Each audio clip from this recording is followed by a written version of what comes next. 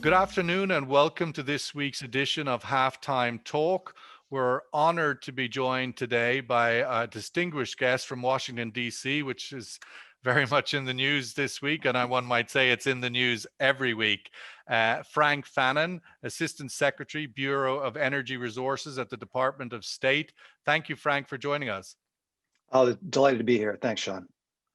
Frank, I want to kick off with one of the sort of subjects that I'm hoping to go through with you at this sort of nearly your kind of exit interview, if you like, from the point of view of the energy, the State Department. But one of the most significant moments, one might say, last year was the role, how America got involved with Saudi Arabia and Russia and the whole OPEC initiative to kind of salvage the energy markets in March and April and find stability and then a roadway back to recovery. It seemed as a very unusual step for the energy or for the U.S. to get involved with that. And I'm just wondering how that came together and what does it look like now in the rearview mirror as we kick off a new year?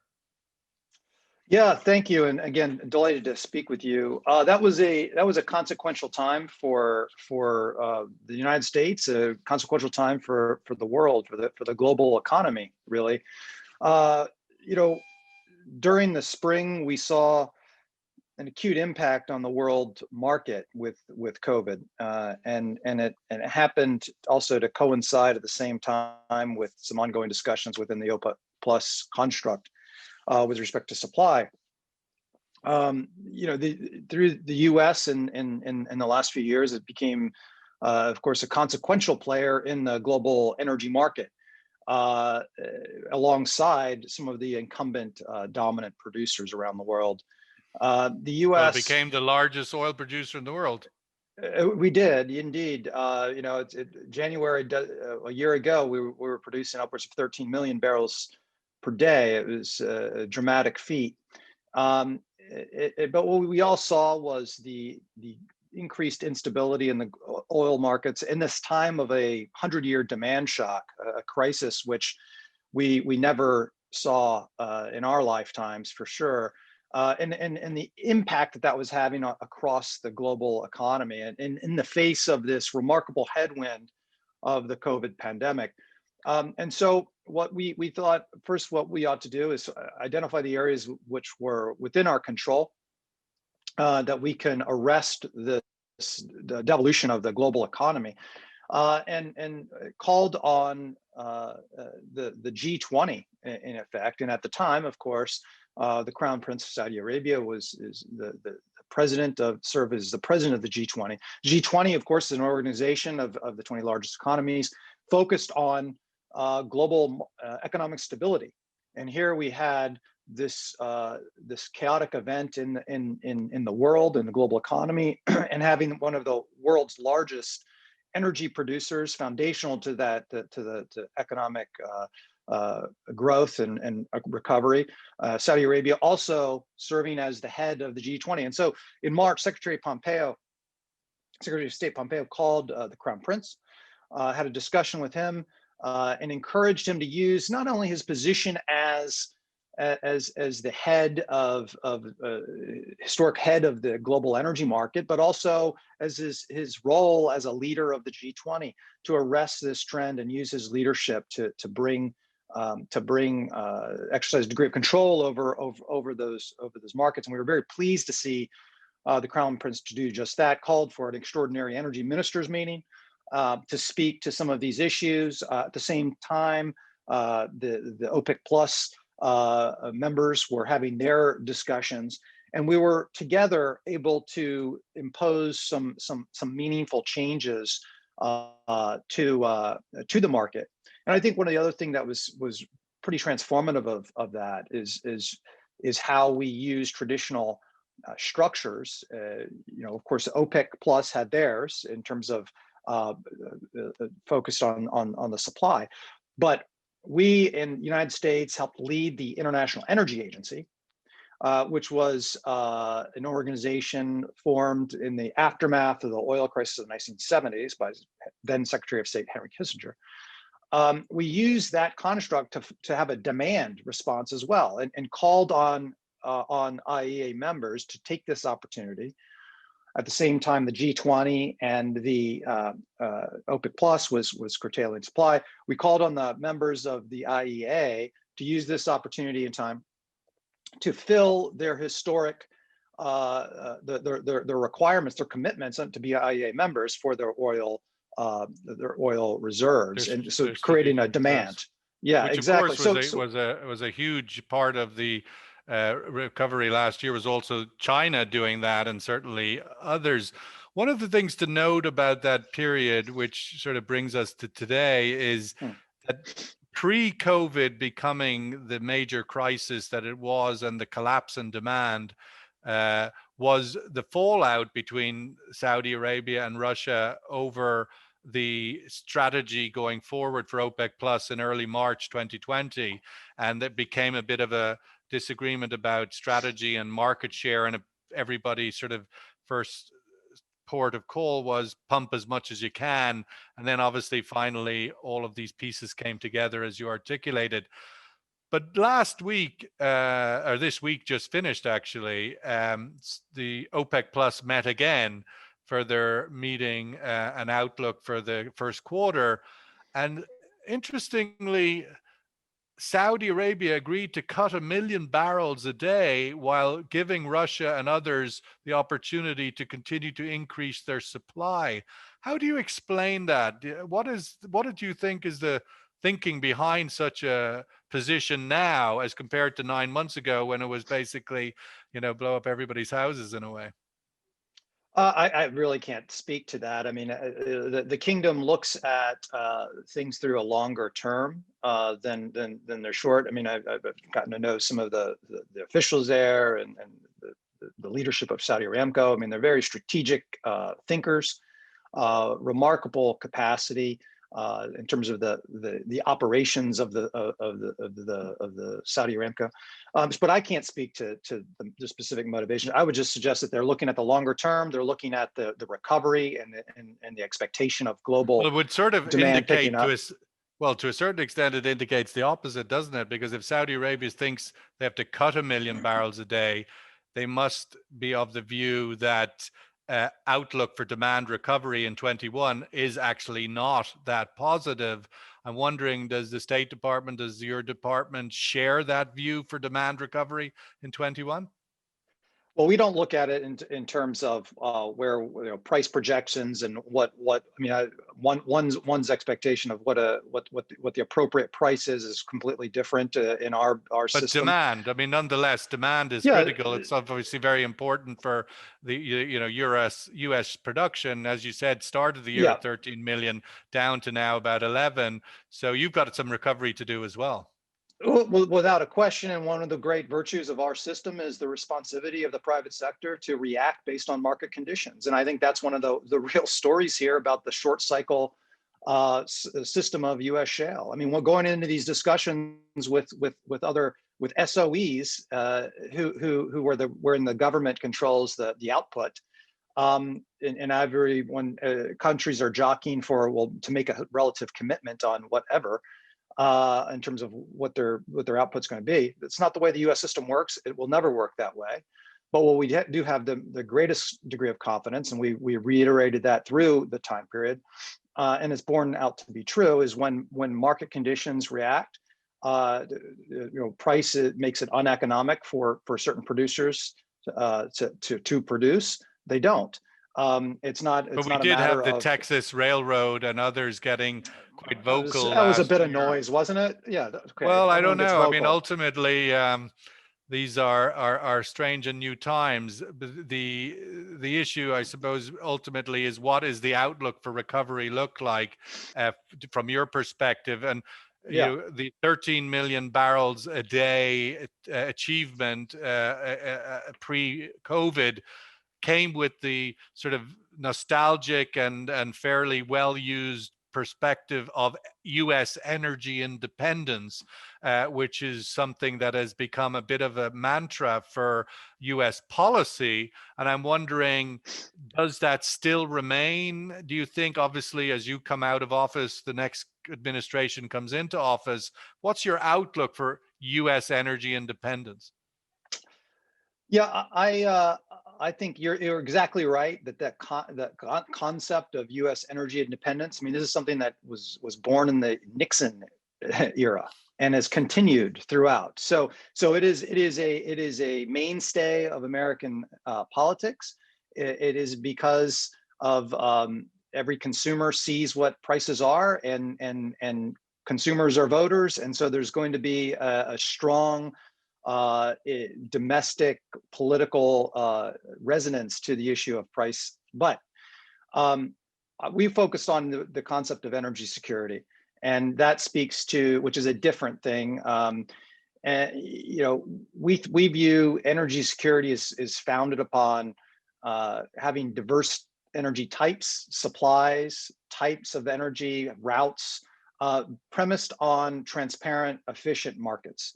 And we're not tied to what one type of energy versus another type of energy. And this goes to the broader concepts of energy transition, as well as, of course, we talked a lot about oil, but gas and the role that gas plays in securing that energy resilience, not just for ourselves, friends and allies around the world, but for the markets as well. And in the gas story, we talked about hitting 13 million.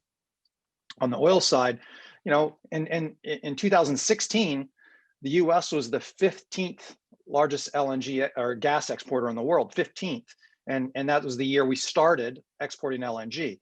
Last year, or in 2019, we were third, and our gas is flowing to more than 40 countries around the world. So this is a story about efficient, transparent markets, for having the appropriate private sector motivations to get after it and find opportunities, and for other countries around the world to develop their own infrastructure to have the capacity to import. And this is a remarkable story. I think it's both in the context of the oil sector as well as in the gas sector. The rest of the world is still catching up to what U.S. energy markets and the responsivity of the U.S. private sector has all around the world, and it is transformative.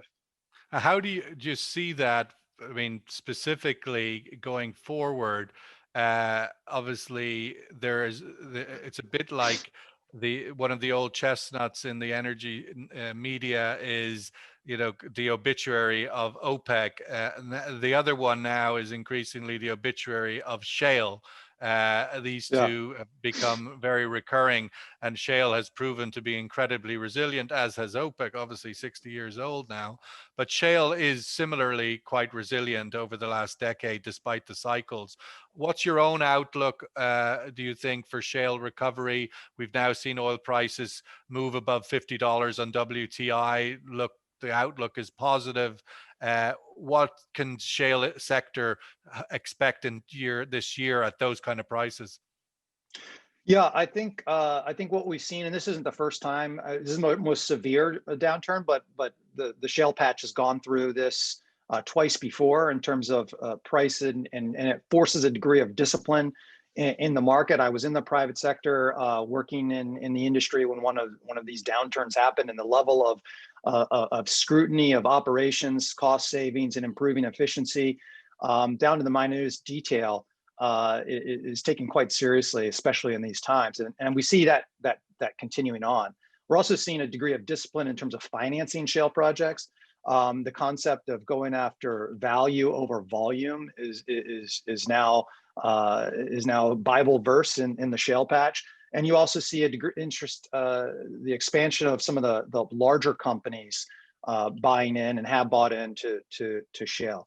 The actual what is an economic price point? That's a question we get asked often by friends around the world, and it varies depending on what play, what company, and the export routes. What I think you can say, as you just articulated indirectly, is that every year that passes and every crisis that passes, that price point seems to go lower. Yeah, The ability to be profitable. exactly. and what the rest of the world has come to see is that is just that. And secondly, that they will continue to produce once prices suggest that they can. And then, back to the short cycle point, they can turn on or off within a matter of months. And that's a unique degree of market responsivity that the U.S. shale producer has and nowhere else in the world has. And I see that continuing on. Let's just switch gears a little bit and talk about the energy transition. We saw through COVID, in essence, to a great extent, the acceleration of the energy transition around the world and on company level. Especially the European oil majors very publicly transitioning and restructuring towards lower carbon fuel mix, etc. I'm wondering obviously the US over the term of the Trump administration now coming to a close, but nonetheless stepped out of the Paris Agreement. That now looks going, but probably be reversed with the new administration. But ultimately, where is the energy transition in America today, January 2021, and where do you think it's likely to go in the coming year or coming 4 years? Yeah, I think first, I think it's important to recognize the energy transition is not a monolithic thing. It's varied based on locations around the world, and as such, we ought not just simply see it from a perspective from Brussels or from the United States. We have to be specific about it. But what I see, again, I have a global remit. Very much see that this call for cleaner forms of energy is global, and it's a direct reflection of the demographic shifts that are occurring at scale, where people are entering the middle class. Brookings did a study, and within the next 20 years, there'll be an additional 2 billion people living in the middle class. That's a good thing. And when people enter the middle class, they have agency and they demand their governments respond to their needs, which includes a cleaner environment. So this call for cleaner forms of energy is happening. Where I think in the U.S., I mean, look at the valuation of Tesla. That we just today, Elon Musk became the wealthiest man in the world. And we have SPACs of new electric vehicles happening weekly in the United States. So I think it's important to distinguish the high level statements, which is one thing, versus the actual performance, which is a whole nother thing. And in the United States, the performance and the transition in the United States alone is world leading. As well as our technology is world leading. Now, the rhetoric may be, that may be a different matter, and you spoke to the issue of the Paris Accord. But I would look to the actual environmental outcomes versus political speech. And we saw that in Kyoto, where the U.S. didn't ratify Kyoto, but yet became the first country to actually meet the requirements of Kyoto because of your incredible ability to innovate and to drive things forward from a green economy point of view. Yeah, and look at China. China, people laud China, came out with yet another statement that they're moving their targets further in future. But according to a variety of third-party analysis, China's domestic coal investments, but plus their coal investments that they've made through their Belt and Road in developing nations, represents nearly 50% of global greenhouse gas emissions. Now, again, I would focus on outcomes and performance, execution of policy versus political speech. What do you think it means for Middle East energy industry, Middle East oil producers, NOCs? We're seeing the IOCs transform, particularly the European ones. I would expect the US American companies to follow in that transition, let's say. But what does it all mean, do you think, for the Middle East energy companies, the Middle East classic national oil companies, as they look at this change? How should they adapt? How should they adopt, do you think? Well, first, I guess I would look at, and I don't know necessarily if it's the oil companies proper or some of the sovereign investment funds, but the region. I think no region future is necessarily bound by its past. And I see these countries, some of the real leaders in energy transition adoption, energy transition related technology investments, and really with a very forward-looking view. I mean, whether it's some of the investments that they're making in electric vehicles, of course, the most celebrated NEOM project. There's a variety of activities that the Emiratis, I mean, Oman is doing just this amazing concentrated solar to enhance oil recovery. I mean, it's just with Occidental Petroleum, it's really transformative kind of application of technologies, looking at one's comparative advantages and the natural endowments that they have, and adopting best in class new technology and helping to innovate that. And so I think now they're getting into hydrogen as well. Yeah, I mean that's right, and so I think the region is very forward looking, and they're using some of the considerable wealth that they've accumulated by supplying the world with oil and gas to redirect some of that capital to look to help diversify their economies, both in the energy space as well as in technology. But I would also say they're not just doing it there; they're also investing in places like the United States. And whether that's in electric vehicles or it's in U.S. LNG exports, I think that is a remarkable development. I think it is something that we ought to celebrate more, and we should speak more about.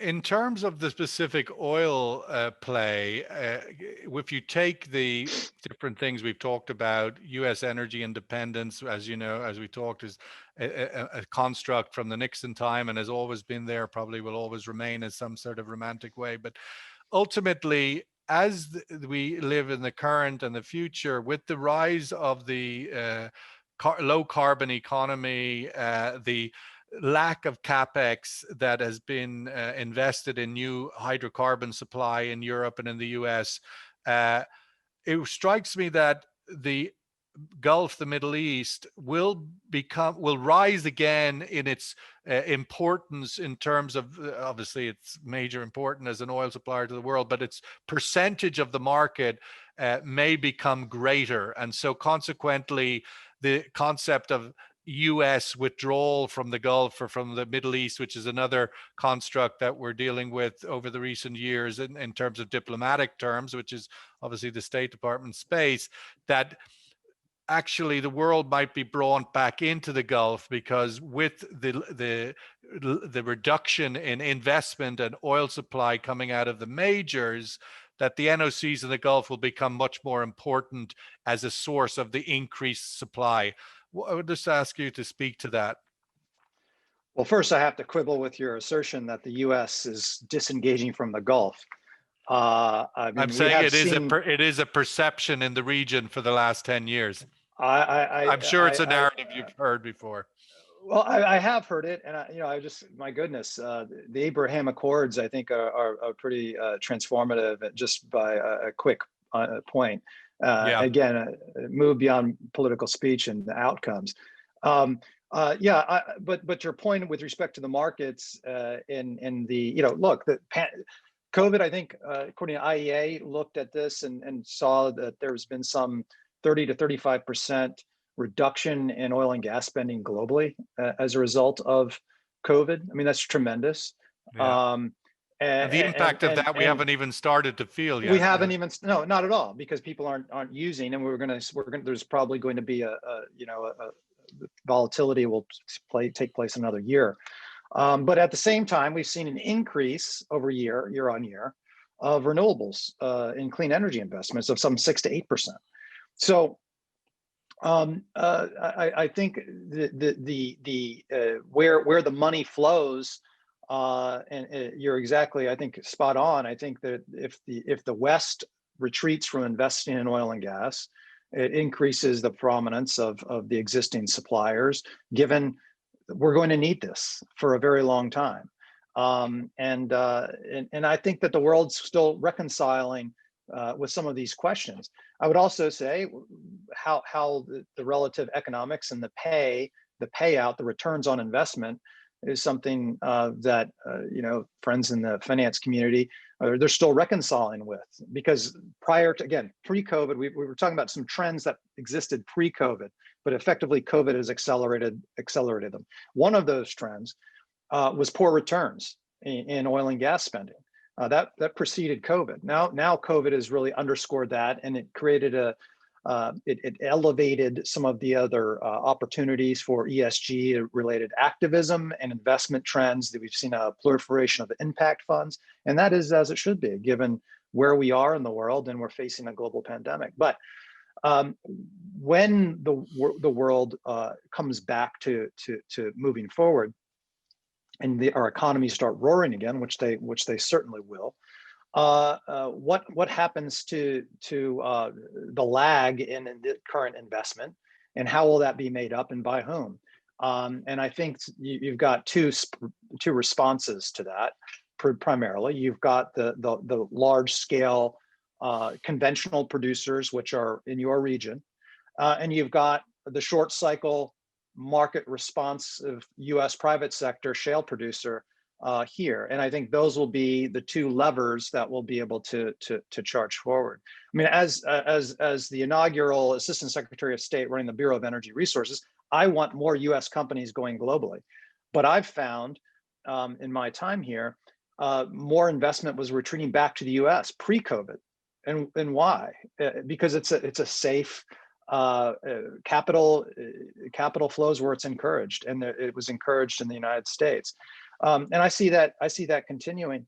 But when all of this plays out, how it plays out, that has yet to be seen. Maybe, Frank, we could just wrap up where we started. In essence, this is the final month of the Trump administration, final weeks, in essence. What do you think is the legacy, the energy legacy of this administration?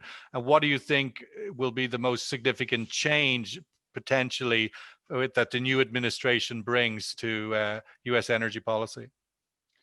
Yeah, I mean, that's the question I get asked, and I probably can't answer too directly, but because I won't be a part of that administration. Yeah, I suppose the legacy of your own. Yeah. But I think I would reflect first. Before I worked in the industry during the Obama-Biden administration. Right. And there I worked on a variety of projects around the world, and I worked with the State Department. I worked with the bureau that I'm so fortunate to have led this period, and I saw a degree of pragmatism when it came to issues of energy diplomacy. When it came to because the United States State Department, Democratic or Republican, recognizes how U.S. companies show up around the world. U.S. firms are an extension of our soft diplomacy, and we want, they're effectively tools in the diplomatic toolbox. We want to see, as diplomats, we want to see more U.S. firms operating globally. So I expect that there will be a continuity of that going forward. And I'll do everything I can to help support whoever eventually is fortunate enough to take my place. Do you think, just to interrupt on that point, because it's current, the rapprochement between the GCC states, Qatar being brought back into the fold, do you think that has any bearing on energy policy, any bearing on energy flow? I do, I think one of the things that, back to your tie in your earlier question about legacy, I think one of the other lessons here is we've seen, and you talked about energy independence, and we could speak about the shale era. We could have these epochs of energy. I kind of started thinking about coining a new one, which is one of energy partnerships, and something that I've seen, which I'm very proud to have been a part in, is catalyzing some energy partnerships across regions. And some of which the GCC and the rapprochement relative to the Rift is a critically important one. We look at the developments in the Eastern Mediterranean region. I mean, this is transformative. We have halo effects that will spill in, and has spill in, into other areas. And the Abraham Accords is an exemplar of that, where we have trading relationships, we have discoveries of energy in one location, we're a domestic market is insufficient to justify economic investment. So we find other markets, and they have partnerships with other regional players, and you see this then blossoming into other relationships. The Eastern Mediterranean Gas Forum that Cairo hosts. I mean, this goes on and on and on, and I see these kind of examples occurring in other places, Greece into the Balkans, for example. In the MENA region, it makes so much sense to do more. And I think we've really laid a strong foundation that can be built upon. And when we see these energy trading relationships happen, it forces a degree of comedy, it forces a degree of cooperation that everyone benefits, and it has us all thinking twice and working more in a spirit of cooperation, which will, I think, help foster peace in other areas. I mean, I was in Beirut some time ago, and that, again, the opportunity set is right there, and I see that's another area, a bit of the unfinished business, and I'm really hopeful that we can bring that into the fold, as well as other projects such as Gas for Gaza. Gas for Gaza, I like that. It sounds like a T-shirt. But Frank, we could talk all night, inevitably, and or all morning in your case. But thank you, Frank Fannon, Assistant Secretary, Bureau of Energy Resources at the U.S. State Department. Pleasure to have you on this week's Halftime Talk. Thank you, Sean. Wonderful to be with you.